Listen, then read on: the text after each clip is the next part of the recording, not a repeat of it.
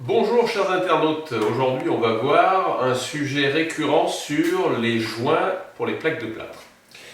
Alors, on va pas faire une vidéo pour apprendre à faire des joints, on en a déjà fait une et puis on en trouve déjà pas mal. On va surtout faire une espèce de tour d'horizon de quand je fais mes joints, comment j'attaque, qu'est-ce que je fais et de quoi j'ai besoin.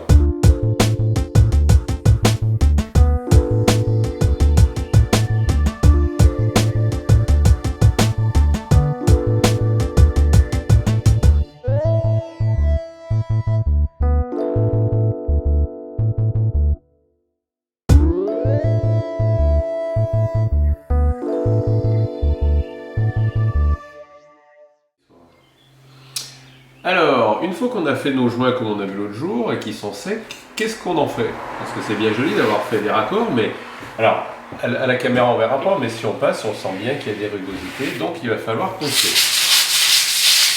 Alors, si on doit poncer à la main, on peut le faire, hein, tout est faisable, mais si vous avez des grandes surfaces, ça va devenir extrêmement compliqué. Déjà pour que ce soit très bien fait, et puis ça prend beaucoup de temps. Donc on va tester aujourd'hui une ponceuse girafe, une ponceuse à placo. J'ai pas mal hésité avant d'investir dans une ponceuse girafe parce que à part pour le placo ça sert pas à grand chose. Encore qu'on va voir que j'ai trouvé d'autres utilisations. Voilà, un modèle d'entrée de gamme mais correct. Donc là on a la ponceuse qui est montée sur un axe qui se déplace dans tous les sens. On a le plateau avec le papier qu'on peut changer ici. Et puis là on a le manche télescopique qui va nous permettre de travailler en hauteur.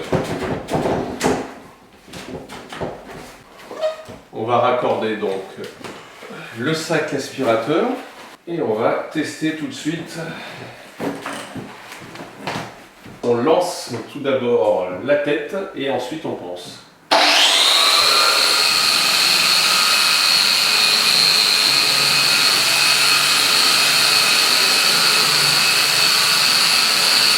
Alors en fait, il y a un variateur de vitesse. Hein. On va choisir bien sûr aussi du papier en fonction de ce qu'on veut faire. Pour le premier passage, on va mettre un grain 80 et pour finaliser du 120 ou du 200. Alors quand on voit qu'une fois qu'on a passé, c'est extrêmement lisse. Si on a des zones qui sont pas lisses, c'est uniquement parce qu'on est en creux. Donc on repassera un petit coup d'enduit pour finaliser et on reponcera une deuxième fois par-dessus. Donc ça c'est quand même extrêmement pratique puisqu'on va voir sur toutes les surfaces qu'il y a où on a quand même beaucoup de joints à faire, ça va rester quand même très fastidieux à faire la main.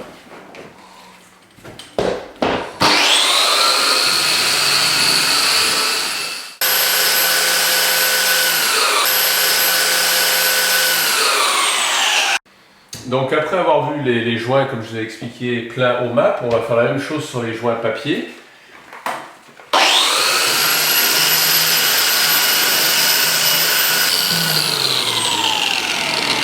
Tous les endroits pareils où on voit donc qu'il reste des creux, ça sera donc à combler et on obtient sinon un lissage qui est bien propre, bien lisse. Une fois qu'on a donc bien poncé, on va repasser la deuxième couche pour finaliser et surtout pour combler.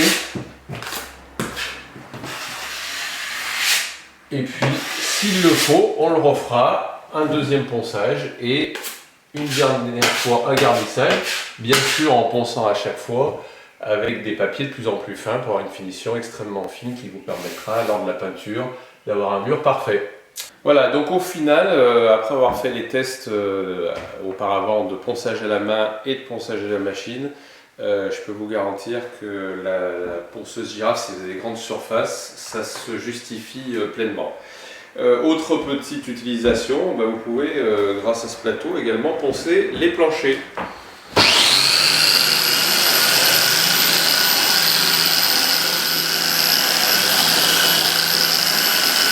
À très bientôt!